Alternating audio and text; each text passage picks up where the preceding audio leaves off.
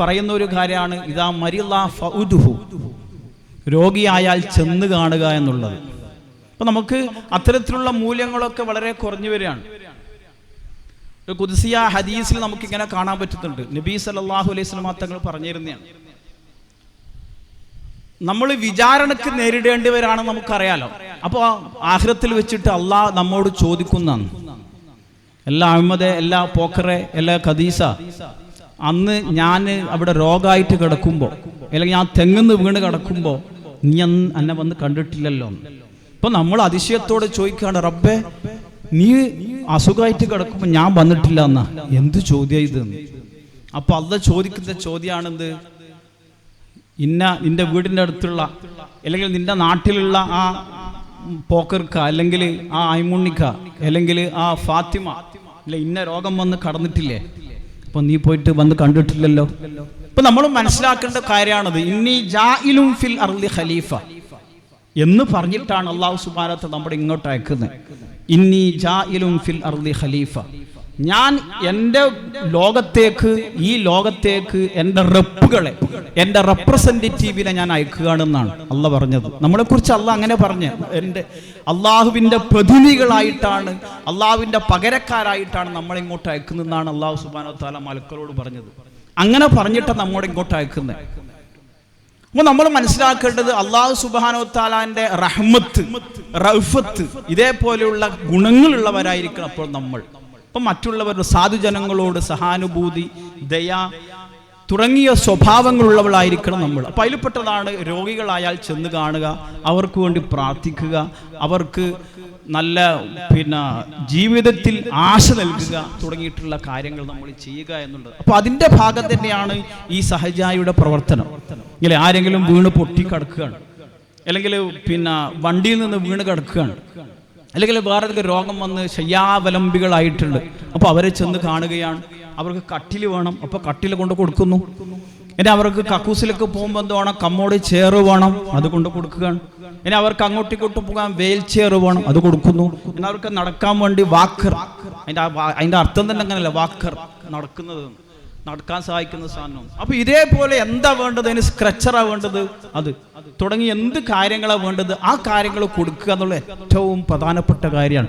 അള്ളാഹ് ചെയ്യേണ്ട പണി ഇവിടെ ചെയ്യുന്ന ആൾക്കാരാണ് ഈ സഹചാരിയുടെ പ്രവർത്തകർ. അപ്പൊ നമ്മൾ അങ്ങനെ ചിന്തിക്കുമ്പോൾ ഈ സഹചാരിയുടെ പ്രവർത്തനം ഈ ലോകത്തെ ഏറ്റവും മഹത്തരമായ പ്രവർത്തനമാണെന്ന്. അപ്പൊ അതിൻ്റെ ഭാഗമായിട്ട് അതിന് പ്രവർത്തിക്കുന്ന ആൾക്കാർ, അപ്പൊ ആ പ്രവർത്തിക്കുന്നവരെ സഹായിക്കുന്നവര് അല്ല. അപ്പോൾ ഒരാൾ ഒരു പ്രവർത്തനത്തിന് സഹായിക്കുമ്പോൾ അയാൾ ചെയ്യുന്ന പ്രവർത്തനത്തിന്റെ കൂലിയും കിട്ടുന്നതാണ്. അപ്പോൾ ഇവിടെ ഈ സഹചാരിയുടെ പ്രവർത്തനം, ഇതിൻ്റെ ആൾക്കാർ, ഇതിൻ്റെ കോർഡിനേറ്ററും ഇതിൻ്റെ ചെയർമാനും കൺവീനറും ഒക്കെ പ്രവർത്തിക്കുകയാണ്.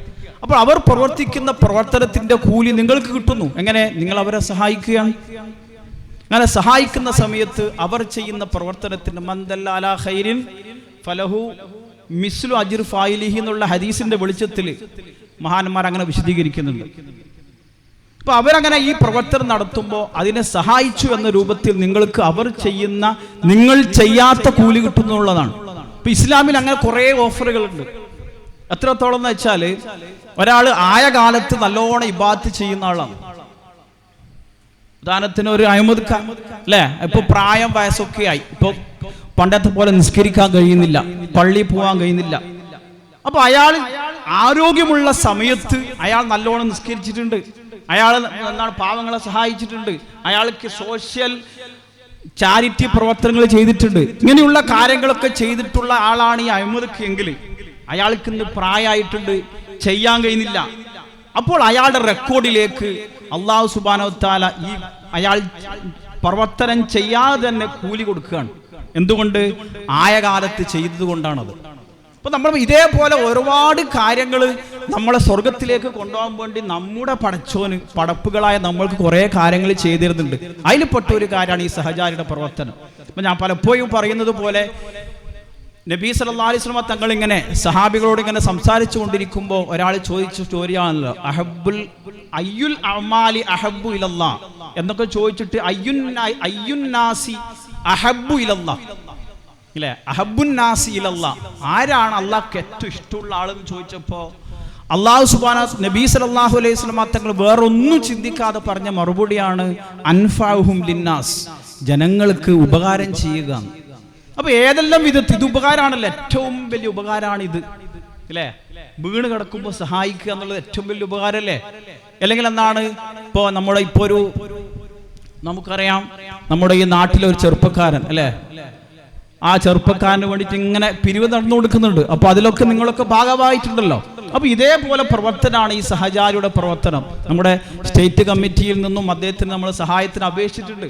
അപ്പം ഇത്തരത്തിലുള്ള പ്രവർത്തനങ്ങൾ നടത്തുക എന്നുള്ളതാണ് ഏറ്റവും പ്രധാനപ്പെട്ട മനുഷ്യൻ, അള്ളാഹ്ക്ക് ഏറ്റവും ഇഷ്ടപ്പെട്ട ആള് എന്ന് നബി സല്ലല്ലാഹു അലൈഹി വസല്ലം വേറൊന്നും ചിന്തിക്കാതെ നബി പറഞ്ഞ മറുപടി അതാണ്, അൻഫഉഹും ലിന്നാസ്. ജനങ്ങൾക്ക് ഏറ്റവും കൂടുതൽ ഉപകാരം ചെയ്യുന്ന ആൾ ആരാണോ അയാളാണ് അള്ളാഹ്ക്ക് ഏറ്റവും ഇഷ്ടം അല്ലേ.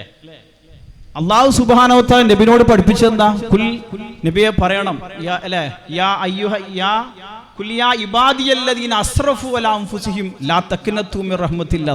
നമ്മുടെ പടച്ചോന് നമ്മോട് ഏറ്റവും ഇഷ്ടമാണ്.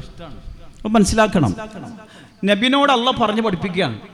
എന്താ പറയുന്നേ, കുൽ യാ ഇബാദിയല്ലദീന അസ്റഫു അലാ അൻഫുസിഹിം ലാ തഖ്നതു മിർ റഹ്മത്തില്ലാ എന്നാണ് അല്ലേ.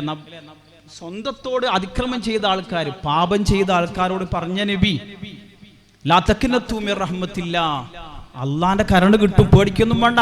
പാപം ചെയ്തിട്ടുണ്ട്, തെറ്റുകൾ ചെയ്തിട്ടുണ്ട്, കുറ്റങ്ങൾ ചെയ്തിട്ടുണ്ട്, പക്ഷേ എൻ്റെ റബ്ബ് എന്നോട് കോപിച്ചിട്ടുണ്ട്, എന്നോട് ദേഷ്യം പിടിച്ചിട്ടൊന്നും വിചാരിക്കണ്ട, നീ ചോദിച്ചോ, അള്ള ഏറ്റവും അടുത്ത് തന്നെ ഉണ്ടെന്ന് പറഞ്ഞു കൊടുക്കുന്നു. അപ്പൊ അത്രയും നമ്മളോട് ഏറ്റവും ഇഷ്ടം വെക്കുക, നമ്മെ ഏറ്റവും സ്നേഹിക്കുന്ന, നമ്മോട് ഏറ്റവും അടുത്തുള്ളതാണ് നമ്മുടെ പടച്ചോന്. നമ്മൾ മനസ്സിലാക്കുക. അപ്പോൾ ആ പടച്ചോന്റെ സ്വഭാവം നമ്മൾക്കുണ്ടാകണം. അള്ളാന്റെ സ്വഭാവം നമ്മളെപ്പോഴും പറയുന്നതാണ് ബിസ്മില്ലാഹിർ റഹ്മാനിർ റഹീം. അത് പറയാത്തൊരു മുസ്ലിം ഉണ്ടാവില്ലല്ലോ. റഹ്മാൻ എന്ന് പറഞ്ഞാൽ എന്താ? ഇപ്പൊ നമ്മൾ മദ്രസയിൽ തന്നെ പഠിച്ചിട്ടുണ്ടാവും. റഹ്മാൻ എന്ന് പറഞ്ഞാൽ ഈ ലോകത്ത് അള്ളാനെ പറഞ്ഞ് അനുസരിക്കുന്ന ആൾക്കാരും അനുസരിക്കാത്ത ആൾക്കാരും ഉണ്ട്, നമുക്കറിയാലോ. അപ്പൊ അവർക്ക് ഒരേപോലെ ഗുണം ചെയ്യും അള്ളാഹു സുബ്ഹാനഹു വ തആല. പിന്നെ റഹീം എന്ന് പറഞ്ഞാലോ, ഈ ലോകത്ത് അള്ളാഹ് പറഞ്ഞവരെല്ലാം കേട്ട് ജീവിച്ചാല് പരലോകത്ത് അള്ളാഹ് ഗുണം ചെയ്യും. ഇപ്പൊ രണ്ടും അള്ളാഹ് തന്നെയാണ് അല്ലേ. ഇപ്പൊ ഈ ലോകത്ത് എല്ലാവരും അള്ളാഹു തആല നോക്കും, എല്ലാവർക്കും ഗുണം കിട്ടും. നമ്മൾ ചിന്തിച്ചാൽ മതി, എല്ലാവർക്കും നല്ല ഗുണം കിട്ടുന്നില്ലേ. എന്നാ പരലോകത്തോ, ഈ ലോകത്ത് അള്ളാഹനുസരിച്ച് ജീവിച്ചവർക്ക് അവിടെ പ്രത്യേക ഗുണം ചെയ്യുന്ന അള്ളാഹ് എന്നാണ്. അപ്പൊ ഈ ലോകത്ത് ജീവിക്കുന്ന ആൾക്കാരാണ്. അപ്പൊ എല്ലാവർക്കും ഗുണം ചെയ്ത് അല്ലെ, എല്ലാവർക്കും ഉപദ്രവകാരിയാകാതെ ഒരു ഉപകാരിയായിട്ട് ജീവിക്കുക എന്നുള്ളതാണ് നമ്മൾ ജീവിച്ചതിന്റെ അടയാളം അല്ലേ. നമ്മളിങ്ങനെ കുറെ ജീവിച്ചു, നമ്മൾ ചെറുതായി, പിന്നെ വലുതായി, പിന്നെ വലിയ മൂത്ത് നരച്ച്, പിന്നെ മരിച്ചു, കബറിലായി, മീസാൻ കല്ലും വെച്ച് അവിടെ മൂടി. ജീവിച്ചതിനെന്താ തെളിവ്? ഒന്നുമില്ല. അപ്പൊ ആ രൂപത്തിലായിത്തീരരുത് എന്നാണ് പറഞ്ഞതിന്റെ അർത്ഥം. അപ്പൊ നമ്മൾ ജീവിക്കുന്ന കാലത്ത് നമ്മളൊരു അടയാളപ്പെടുത്തൽ നടത്തണം. ഈ അടയാളപ്പെടുത്തലാണ് ഈ സഹചാരിയുടെ പ്രവർത്തനം എന്ന് പറഞ്ഞാൽ അല്ലേ. ഏതെല്ലാം വിധത്തിൽ നമുക്ക് ആർക്കെങ്കിലും സഹായിക്കാൻ പറ്റുമോ അത് ചെയ്തു കൊടുക്കുക, അതാണ് ഈ പ്രവർത്തനം. പിന്നെ അതിന്റെ ഭാഗമായിട്ട് നബി സല്ലല്ലാഹു അലൈഹി വസല്ലം തങ്ങൾ പറയുന്നുണ്ട്, ഇദ്ഖാലുസ് സുറൂറി ഫീ ഖൽബിൽ മുസ്ലിമാണ് ഏറ്റവും അള്ളാഹ്ക്ക് ഇഷ്ടപ്പെട്ട പണി എന്നാണ്. ഇദ്ഖാലുസ് സുറൂറി ഫീ ഖൽബിൽ മുസ്ലിമാണ്, ഒരാൾക്ക് സന്തോഷം കൊടുക്കുക അല്ലേ. എങ്ങനെയെങ്കിലും മറ്റുള്ളവർക്ക് പണി കൊടുക്കുക എന്ന് ചിന്തിക്കുന്ന ഒരു ലോകത്താണ് നമ്മൾ ജീവിക്കുന്നത് അല്ലേ. അപ്പൊ പണി കൊടുക്കുകയല്ല, പിന്നെയോ അവർക്ക് സഹായം കൊടുക്കുക, അവർക്ക് സന്തോഷം നൽകുക എന്നുള്ളതാണ് ഏറ്റവും വലിയ പ്രവർത്തനം. അപ്പൊ അതിന്റെ ഭാഗമാണ് ഇപ്പൊ കണ്ടില്ലേ, ഇവിടെ ഒരു വാഹനം, ഹോം കെയർ വാഹനം സമർപ്പിക്കുകയാണ്. അത് വലിയൊരു പ്രവർത്തനമാണ്. ഇപ്പൊ നമുക്കറിയാം, പല തരത്തിലുള്ള പ്രശ്നങ്ങൾ കൊണ്ട് ശയ്യാവലംബികളായിട്ടുള്ള ആൾക്കാരുണ്ട് അല്ലേ. വീട്ടിൽ കിടക്കുന്ന ആൾക്കാർ, അല്ലെങ്കിൽ എണീച്ച് നടക്കാൻ കഴിയാത്ത ആൾക്കാർ. അപ്പൊ അവർക്ക് വീടുകളിൽ ചെന്ന് അവർക്ക് സഹായം കൊടുക്കുക എന്ന ഏറ്റവും പ്രധാനപ്പെട്ട കാര്യമാണ്, ഏറ്റവും വലിയ കാര്യമാണ്. ഒരു മുസ്ലിമിന്റെ ഒരു പ്രശ്നം, മൻ നഫസ ഖുർബത്തൻ അൻ മുസ്ലിമിൻ നഫസല്ലാഹു ഖുർബത യൗമിൽ ഖിയാമ. ഈ ലോകത്തുള്ള ഒരാളുടെ, ഒരു മുസ്ലിമിന്റെ ഏതെങ്കിലും വിധത്തിലുള്ള പ്രയാസം ഒരാൾ നിവർത്തിച്ചു കൊടുത്താൽ, അകറ്റി കൊടുത്താൽ, ഖിയാമത്ത് നാളിലുള്ള ഏറ്റവും വലിയ പ്രയാസങ്ങൾ അല്ലാഹു തആല നമുക്ക് നീക്കി തരുന്നതാണ്. അപ്പൊ അതൊക്കെ നമ്മൾ മനസ്സിലാക്കുക, അതാണ് ഏറ്റവും പ്രധാനം. ഈ സഹചാരിയുടെ സഹകാരിയായി തീരുക. അപ്പൊ എന്നെ കൊണ്ട് ഇപ്പൊ സാമ്പത്തികമായി സഹായിക്കാൻ പറ്റുന്നവരുണ്ടാവും, അപ്പോൾ അവർ സാമ്പത്തികമായി സഹായിക്കുക. ഇനി ശാരീരികമായി സഹായിക്കാൻ പറ്റുന്നവരായിരിക്കും, അവർ ശാരീരികമായി സഹായിക്കണം. ഇനി വാചികമായി സഹായിക്കാൻ പറ്റുന്നവർ എന്തൊക്കെ പറഞ്ഞിട്ട്, അല്ലേ, വേറെ ആരോടും പറഞ്ഞിട്ട് ഇതാ സഹചാരിയുണ്ട് അപ്പോൾ എന്തോ കൊടുക്കണം, കാരണം ഈ പ്രവർത്തനം നടന്നു പോകണ്ടേ. അപ്പോൾ വാക്കുകൊണ്ട് ഒരു സഹായിക്കുക. ഇനി മാനസികമായിട്ട്, അപ്പം മനസ്സ വാച കർമ്മണ സഹായികളായി തീരാം. മനസ്സുകൊണ്ട് എങ്ങനെയാണ്? അപ്പോൾ ഇതിൻ്റെ കാര്യങ്ങൾ എന്താണ്, റബ്ബിനോട് ദ്വാരന്ന്, പിന്നെ ഇതിനെ ഇഷ്ടപ്പെട്ട് ഇതിൻ്റെ കൂടെ കൂടി ഇങ്ങനെയുള്ള എല്ലാ വിധത്തിലുള്ള സഹായവും ചെയ്യുമ്പോഴാണ് നമുക്കും ഞാൻ നേരത്തെ പറഞ്ഞ പോലത്തിലുള്ള ഇതിൻ്റെ ഒരു നമ്മൾ ചെയ്യാതെ തന്നെ നമുക്ക് കൂലി കിട്ടുന്ന വിധത്തിലേക്ക് നമ്മൾ എത്തുക എന്ന് നമ്മൾ മനസ്സിലാക്കണം. അപ്പോൾ അതേപോലത്തെ നമുക്കറിയാം, ഈ ഞാൻ നേരത്തെ പറഞ്ഞു വെച്ച ട്രെൻഡിൻ്റെ വിഷയങ്ങൾ. ട്രെൻഡ് എന്ന് പറഞ്ഞാൽ ഭൗതിക വിദ്യാഭ്യാസ രംഗത്തുള്ള സഹായമാണ്. അപ്പോൾ നമുക്കറിയാം നമ്മൾ ജീവിക്കുന്നത് ഭൗതിക ലോകത്താണല്ലോ. അപ്പോൾ അറിവ് എന്ന് പറഞ്ഞാൽ മഅരിഫത്തുള്ള മഅരിഫത്തു ഖൽഖില്ലയാണ്. ഒന്ന് അള്ളാഹനെ അറിയൽ, നേരിട്ടറിയലും, മറ്റൊന്ന് മഅരിഫത്തു ഖൽഖില്ലയാണ്. അതാണ് നമ്മൾ മതവിദ്യാഭ്യാസം, ഭൗതിക വിദ്യാഭ്യാസം നമ്മൾ പറയുന്നത്. മഅരിഫത്തു ഖൽഖില്ല, അള്ളാഹിൻ്റെ സൃഷ്ടികളിലൂടെ അള്ളാഹനെ അറിയാം.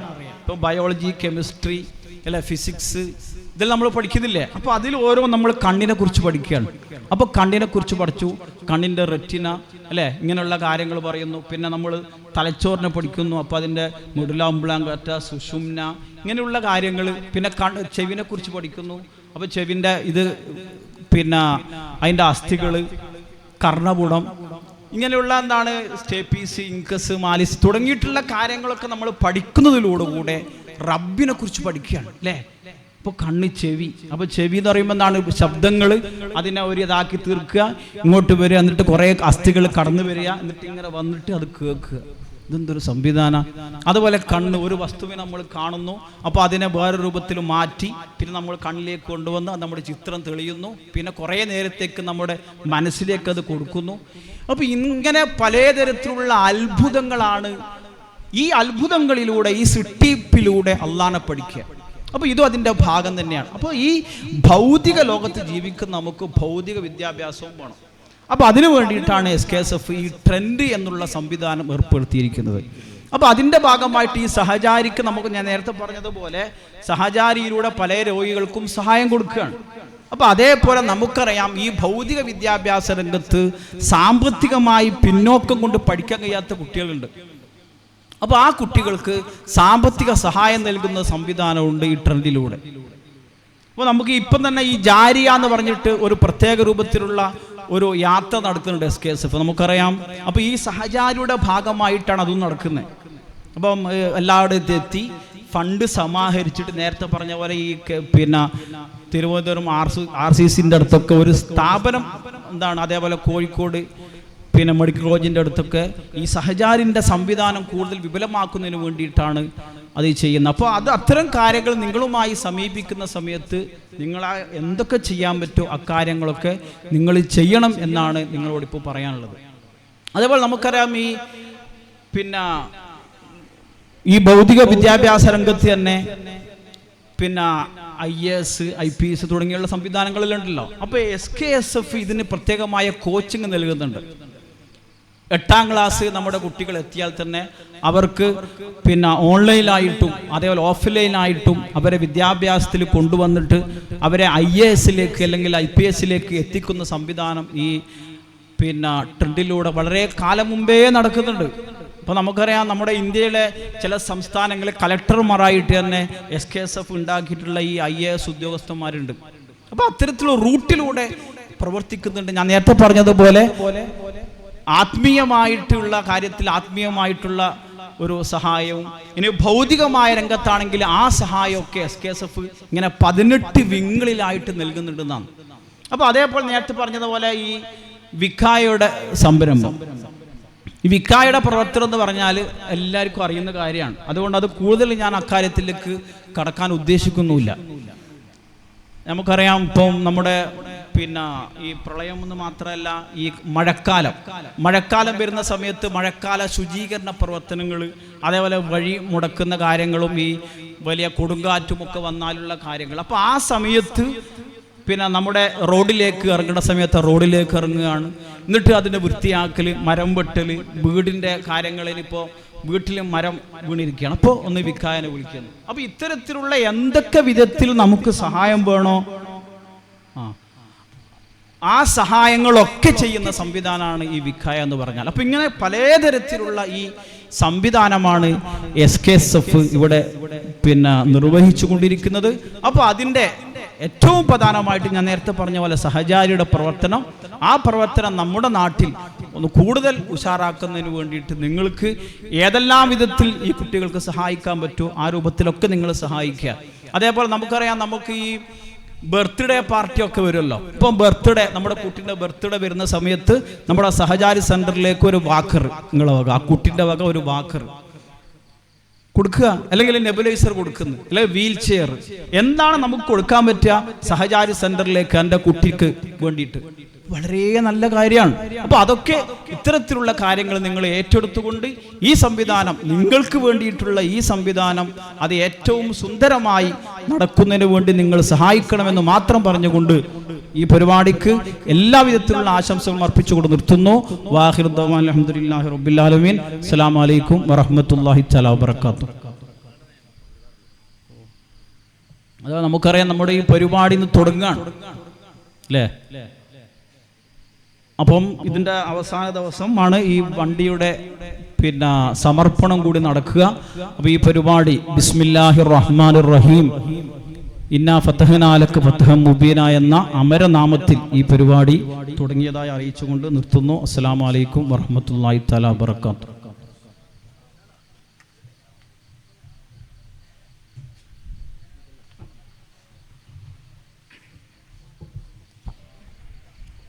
ബഹുമാനപ്പെട്ട ഉസ്താദ് ഷമീർ താരിമി കൊല്ലം അവർ നമ്മുടെ സ്റ്റേജിൽ എത്തിയിട്ടുണ്ട്.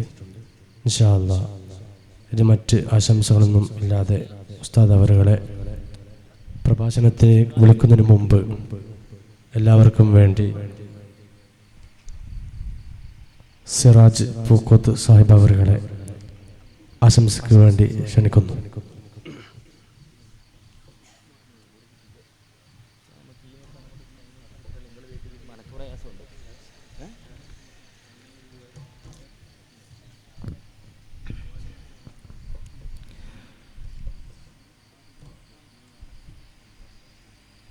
ഈ സദസ്സിൻ്റെ ബഹുമാന്യ അധ്യക്ഷൻ ബഹുമാനായ മുഹമ്മദ് ഫൈസി ഇർഫാനി, ഉദ്ഘാടന കർമ്മം നിർവഹിച്ചുള്ള ബഹുമാനായ സക്കരിയാസ് അദി സംസ്ഥാന കമ്മിറ്റി അംഗം,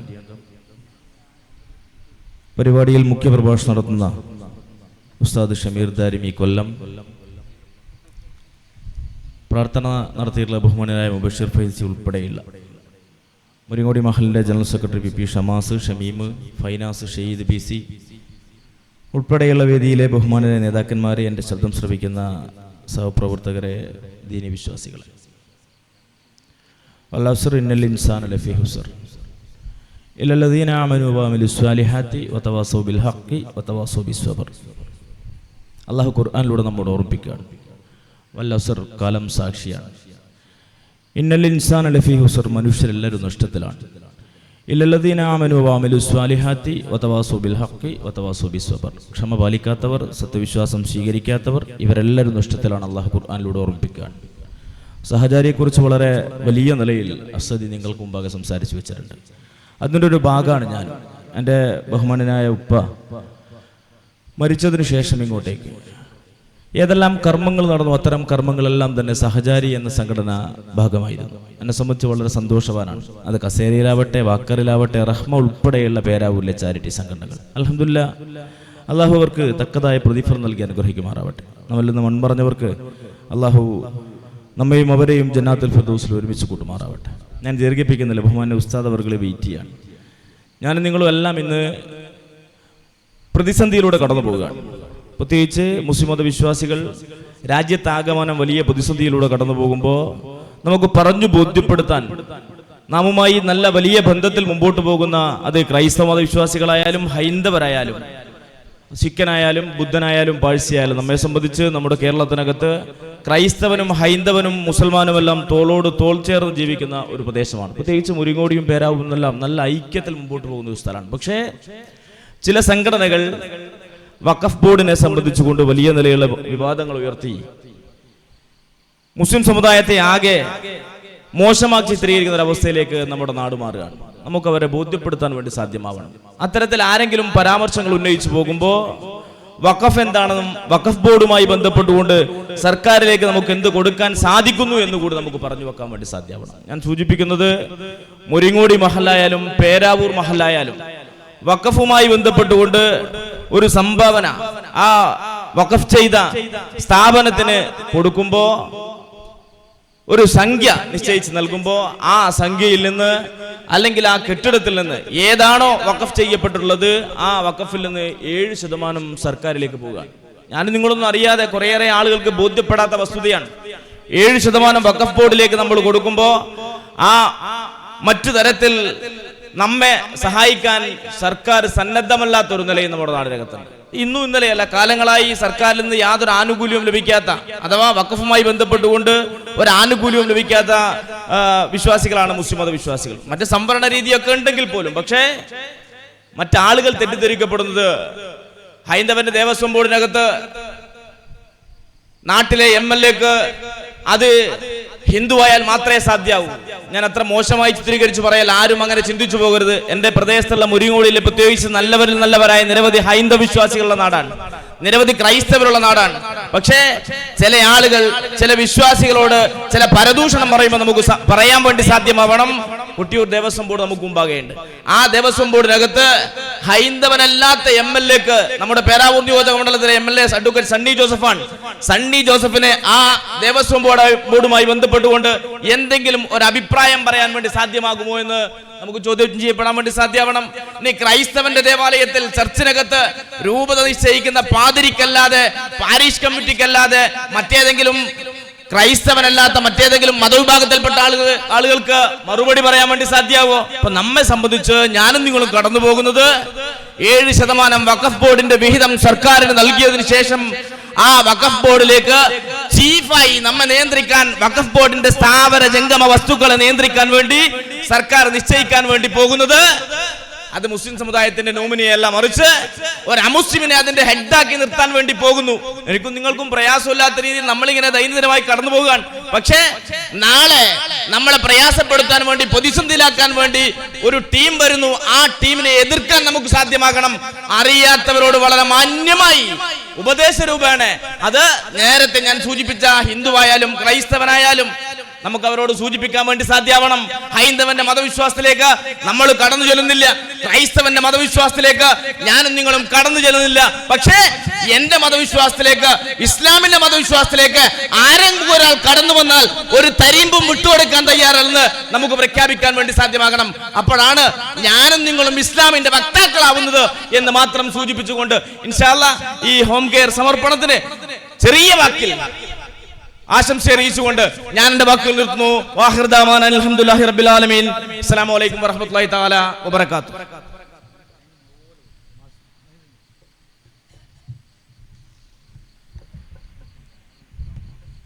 ഇൻഷാ അല്ലാഹ് നമ്മളൊക്കെ ആകാംക്ഷയോടെ കാത്തിരുന്ന ഉസ്താദ് അവരുടെ സാരവത്തായ മുഖ്യപ്രഭാഷണം ഇവിടെ നടക്കാൻ പോവുകയാണ്.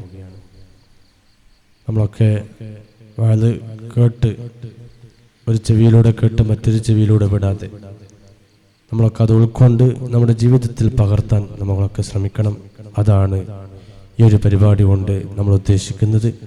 നമ്മുടെ ജീവിതത്തിൽ ഒരു മാറ്റം വരണം. അല്ലാഹു സുബ്ഹാനഹു വ തആല ഈ ഒരു സദസ്സ് അതിനൊരു കാരണമാകട്ടെ എന്ന് പ്രാർത്ഥിച്ചുകൊണ്ട് ഈ ഒരു മഹത്തായ സദസ്സിനെ മുഖ്യപ്രഭാഷണം നിർവഹിക്കാൻ വേണ്ടി ബഹുമാനപ്പെട്ട സമീർ ദാരിമി ഉസ്താദ് അവരുകളെ ആദരപൂർവ്വം ക്ഷണിച്ച് നിർത്തുന്നു. അസ്സലാമു അലൈക്കും വറഹ്മത്തുള്ളാഹി.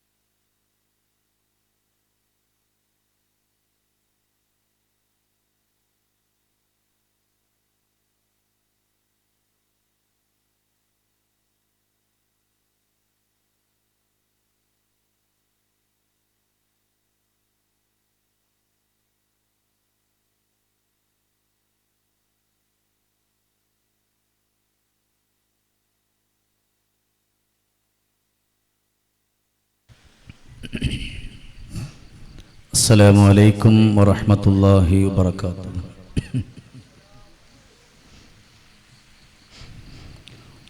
أعوذ بالله من الشيطان الرجيم.